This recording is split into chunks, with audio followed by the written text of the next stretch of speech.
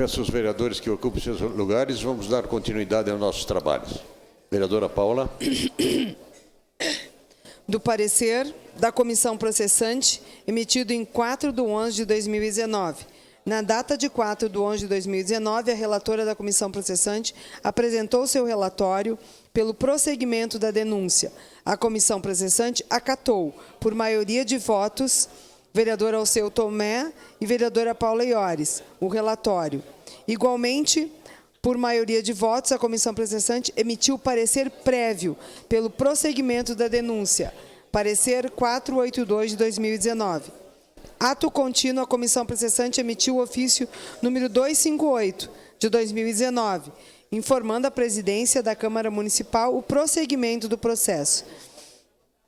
Na data de 5/11/2019, o denunciado foi notificado sobre o prosseguimento do processo por meio do ofício número 263 de 2019, do início da instrução, com vistas a atos, diligências e audiências a serem realizadas, fazendo-o saber ainda que, querendo, dispunha de 5 dias para a contar do recebimento daquela notificação, para manifestar-se sobre a denúncia, indicar as provas necessárias e arrolar testemunhas, com seus respectivos dados e endereços para a notificação.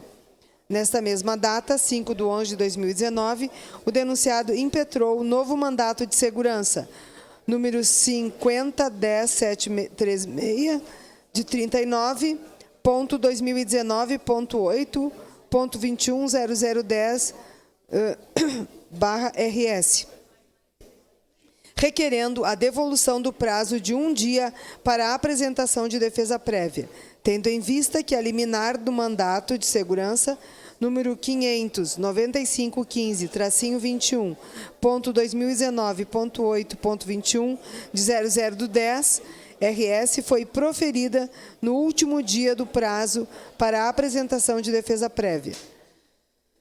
Na data de 6/11/2019, a liminar foi deferida, mantida a decisão pelo desembargador Francesco Conte no agravo número de instrumento número 550.1877/2019, 821/7000, da defesa prévia.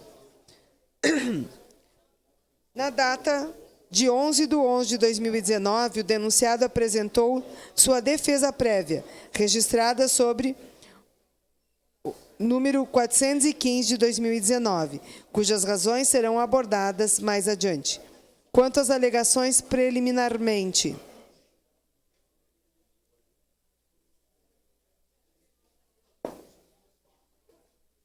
o denunciado alegou que o Decreto-Lei número 201 de 1967 não prevê a possibilidade de qualquer adiamento na votação por parte dos membros das câmaras de vereadores, devendo seguir-se estritamente o disposto naquele diploma legislativo.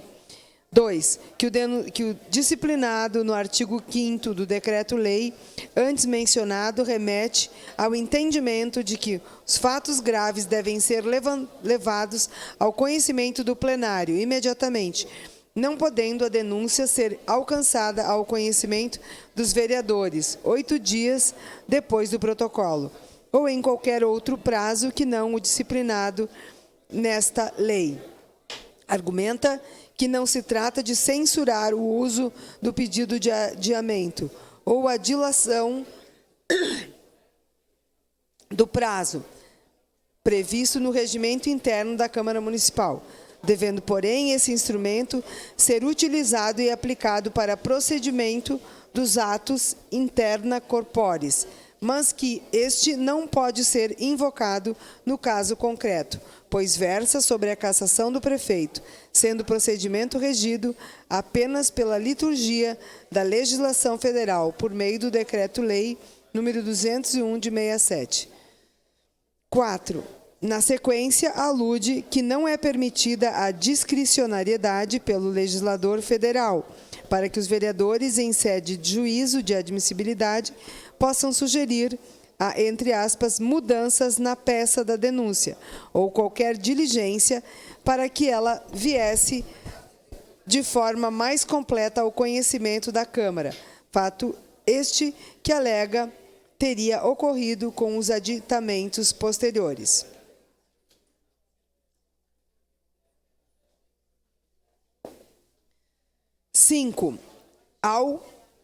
Quanto ao primeiro e ao segundo aditamento, feitos pelo denunciante, assevera que, além do tumulto processual na Câmara de Vereadores, os fatos trazidos pelo denunciante neles não têm conexão com a denúncia inicial, sendo assim novas denúncias, as quais deveriam ter sido processadas de forma apartada, respeitando o prazo processual correspondente. Quanto à abordagem das considerações iniciais, do início, o denunciado entendeu relevante salientar, no que diz respeito ao processamento de impeachment, que os possíveis crimes praticados por prefeitos são julgados pelo Poder Judiciário e que as infrações político-administrativas se sujeitam a um exame e julgamento das câmaras municipais, de tratar-se de um julgamento parajudicial, sujeito ao exame do Poder Judiciário para analisar os abusos e eventuais defeitos formais no andamento dos processos políticos administrativos. Sustenta que o processo é regido pelo Decreto-Lei 201 de 67, que administra o processo de impeachment por meio do seu artigo 5º, destaca na legislação o inciso 2 deste mesmo artigo, que entende ter sido flagrantemente desacatado pela Câmara Municipal, com o adiamento da votação da admissibilidade para a sessão e não a primeira após o protocolo da denúncia.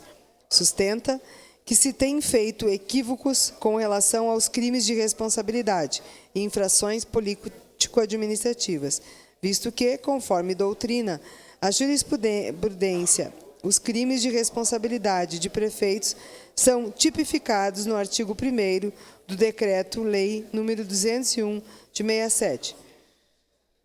Sendo crimes comuns, já as infrações político-administrativas são previstas no artigo 4 do Decreto-Lei nº 201, tipificadas como crimes de responsabilidade. Que não é possível vislumbrar na denúncia a possibilidade de enquadramento das alegadas infrações nos incisos do artigo 4º do Decreto-Lei 201 de 67. Versa sobre cada inciso daquele dispositivo, anotando considerações sobre as infrações, naquilo que se compreende que estariam cobertas pelo julgamento da Câmara Municipal. Não se vê em nenhum dos itens da denúncia a possibilidade de enquadramento no inciso 4º do Decreto-Lei 201 de 67. O denunciado destaca, por fim, que o inciso 8º do artigo supracitado, que elenca como um dos casos passíveis de cassação do mandato, abre aspas, omitir-se ou negligenciar na defesa de bens, rendas, direitos ou interesses do município sujeitos à administração da prefeitura, fecha aspas, no qual o próprio denunciado cita como ato atinente ao inciso deixar de agir quanto por lei é obrigado ou se descuida ou se desinteressa em fazê-lo. Pode ocorrer em tese infração contemplada no inciso, fecha aspas. Quanto à abordagem de mérito, no introito da exposição de mérito, apresenta uma citação de Eili Lopes Meireles, que define que as infrações político-administrativas são julgadas exclusivamente pela Câmara Municipal e cita que o processo é autônomo e independente da ação penal do crime de responsabilidade. Finaliza afirmando que o processo deve ter motivos para prosseguir. Com base neste autor, o denunciado afirma que o processo deve ser conduzido, seguindo as determinações do Decreto-Lei número 201 de 67, a Constituição Federal. Cita também Mauro Roberto Gomes de Matos. Transcreve doutrina que dispõe acerca de princípios constitucionalizados e estabelecimentos de direitos fundamentais e também colaciona jurisprudência acerca da justa causa como pressuposto para a persecução penal, entendendo aplicável ao caso ilustrativamente, extraindo na mesma de medida de habeas corpus, emitido para o processo crime número 7.599.2524, julgado em 3/11/2011. Assim, no âmbito do introito, a defesa argumenta que as condutas atribuídas ao denunciado são não encontradas aclaração no presente processo, na conformidade com a tipificação das infrações político-administrativas, conforme descritas no artigo 4, Decreto-Lei nº 201 de 67. Quanto ao dispositivo 1 dos fatos imputados ao denunciado, a defesa alega que os fatos imputados à denúncia são improcedentes, pois não estão de acordo com o Decreto-Lei número 201 de 67. Da alegação acusação de preconceito, discriminação e ilegalidade. A defesa alega que o denunciado, por meio de despacho da Secretaria Municipal do Urbanismo, SMU, abre aspas, não determinou proibição do evento, mas sim de uma autorização para bênçãos dos freis, onde foi informado no parecer que, diante de outros eventos no calendário próprio da praça, Dante estaria impossibilitada, fecha aspas.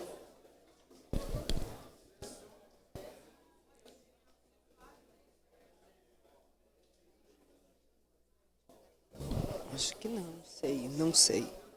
Aduziu também que a Prefeitura do município optou por realizar as apresentações do Natal 2019 no Largo do Centro Administrativo Municipal e que os freis capuchinhos foram consultados para efetuarem a bênção no Largo da Prefeitura. Porém, eles já estavam em tratativas para a realização da iniciativa na Catedral. Menciona também a aplicação de tratamento isonômico e descreve a historicidade da referida proibição nesta ordem. Cita que, em 2018, foi editado o Decreto número 19.736, de 2018, que regulamenta normas para eventos temporários e que, posteriormente, dito decreto foi revogado pela edição do Decreto 20.381, de 2019, de 15 de agosto de 2019. Refere que o decreto citado na denúncia não está mais em vigor e que é suficiente para afastar o julgamento quanto ao mérito deste caso no item referido.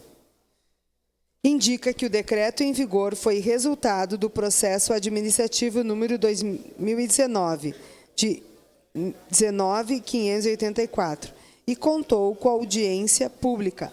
Recebeu sugestões do Corpo de Bombeiros e do Conselho Municipal, Conselho da Cultura. Contou com a presença da OAB, subseção de Caxias do Sul e da Câmara Municipal. Menciona que ele não é conflitante com o Código de Posturas do município, mas sim regulamenta os artigos 30, inciso 7, 34, inciso 2, 1, 2, 3, 41 e 52 e parágrafo único, dispositivos estes que transcreve da Lei Complementar número 377 de 2010. Refere que os atos da administração pública são regrados pela discricionalidade,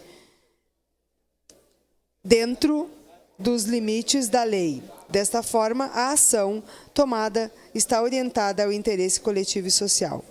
Afirma não proceder à acusação de que descumpre o artigo 5º da Constituição Federal, pois se preocupa e trabalha em prol da saúde, educação e segurança, sendo que o Decreto 20.381 de 2019, de 15 de agosto de 2019, foi editado para criar oportunidades iguais para todos.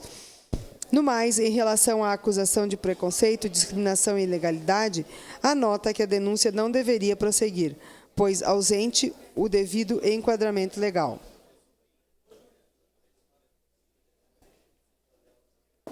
Quanto ao item B, UPA Central 24 horas, prováveis irregularidades, do desprezo pelo Conselho Municipal de Saúde, A defesa descreve os fatos ocorridos desde 2017, iniciando pela apresentação do programa UBS+, ao Conselho Municipal de Saúde, CMS, que nesta ocasião o CMS desmembrou a proposta, rejeitando a administração compartilhada no postão 24 horas, aceitando o programa UBS+.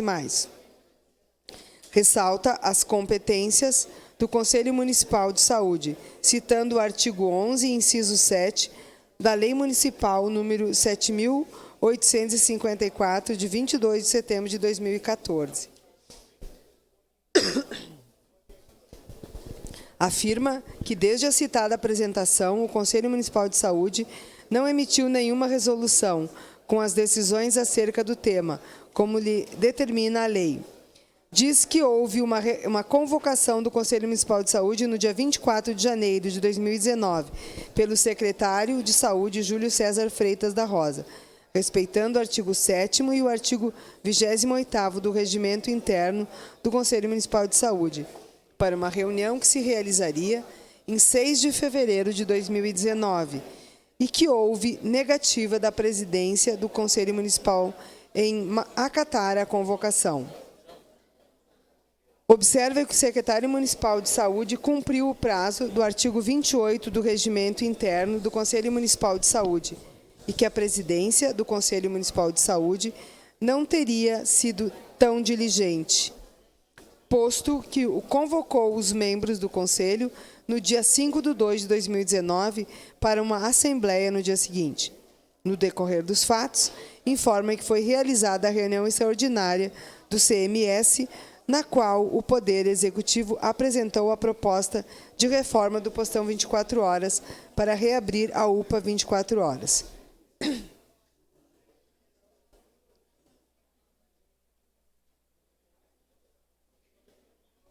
Em 9/7 de 2019, o Executivo complementou as infrações com estudo de viabilidade financeira para a abertura da UPA 24 horas e apresentou o documento ao Conselho Municipal, e que, desta forma, cumpriu todas as obrigações elencadas no artigo 1º, parágrafo único e artigo 37 da Constituição Federal, do artigo 45 da Lei número 10.257, de 2001, Estatuto da Cidade, e do artigo 11 da Lei Municipal número 7854, de 2014.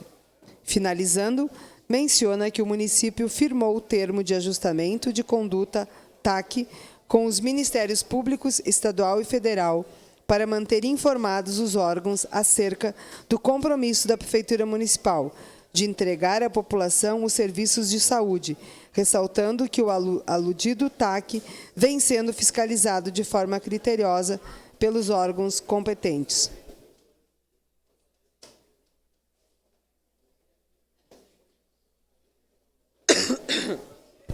Quanto às possíveis ilegalidades na licitação, sobre a denúncia de possíveis irregularidades no chamamento público número 149 de 2019, contratação de organização social para a gestão compartilhada na UPA Central, a defesa juntou cópia da ata de recebimento e abertura dos envelopes do chamamento público número 14 de 2009 e cópias dos documentos folhas 488 de 626 daquele procedimento, mídia em CD e DVD.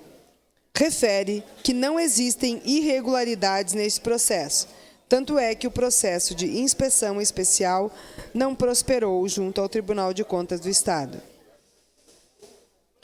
Sobre a falta de diálogo com os servidores do antigo postão 24 horas, anexou gravação em mídia, CD e DVD, para demonstrar que realizou assembleia com servidores e ata de presença deles na referida assembleia. Observa que o servidor não possui direito adquirido à lotação e que a troca de local de trabalho faz parte do poder discricionário da administração, não havendo determinação legal, definindo a consulta prévia do servidor para mudança de lotação. Quanto à ação ajuizada pelo Sindicerve, na 2ª Vara Civil Especializada em Fazenda Pública da Comarca de Caxias do Sul, que sustentava falta de diálogo do denunciado em relação aos servidores do PA 24 horas, informa que dito pleito judicial recebeu sentença que determinou a extinção. Acho que não dá para, não consigo ler.